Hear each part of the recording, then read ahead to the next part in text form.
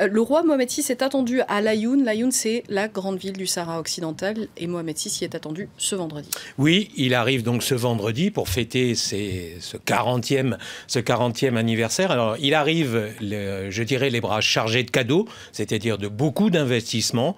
On parle de construction d'autoroutes, on parle d'agrandissement de villes, on parle de construction de lycées, enfin, des milliards de dirhams qui sont donc investis dans cette ex-province espagnole qui est donc disputée aujourd'hui avec le Front Polisario soutenu par l'Algérie. Mais ce qu'il faut savoir aussi, c'est que derrière les investissements marocains qui sont très importants au Sahara occidental, il y a aussi, je dirais, beaucoup de Marocains qui s'installent désormais dans cette province. Il y a bien sûr des fonctionnaires, mais il y a aussi des jeunes qui sont à la recherche d'emploi. Et cela d'ailleurs pose le problème de la définition du corps électoral. Parce que si un jour on arrive à organiser ce fameux référendum d'autodétermination, se posera la question de savoir qui est authentiquement sahraoui, entre guillemets,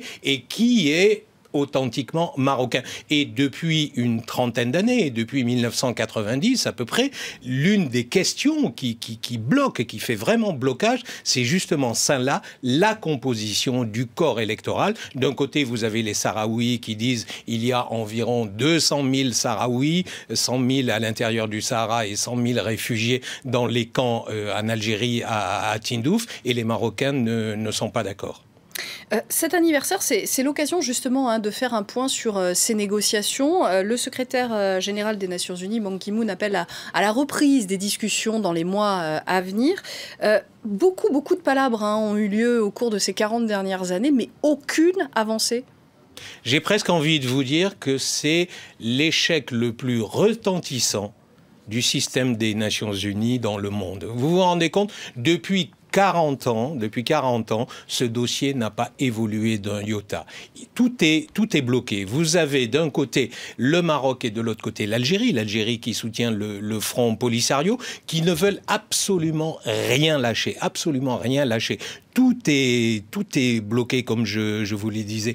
Et ce qu'il y a de pire, c'est que vous avez aujourd'hui toute une génération de jeunes Sahraouis qui sont nés dans les camps en Algérie et qui piaffent d'impatience et qui n'ont plus rien à perdre. Et certains observateurs estiment qu'on a là, dans ce Sahel qui est totalement déstabilisé à l'heure actuelle, une autre bombe à retardement. Et ce qui est étonnant aussi, quand on observe ça, c'est qu'on se demande si les puissances internationales, occidentales notamment, ont vraiment envie de parvenir à un accord. Merci beaucoup pour votre éclairage, Jean-Karim Fall.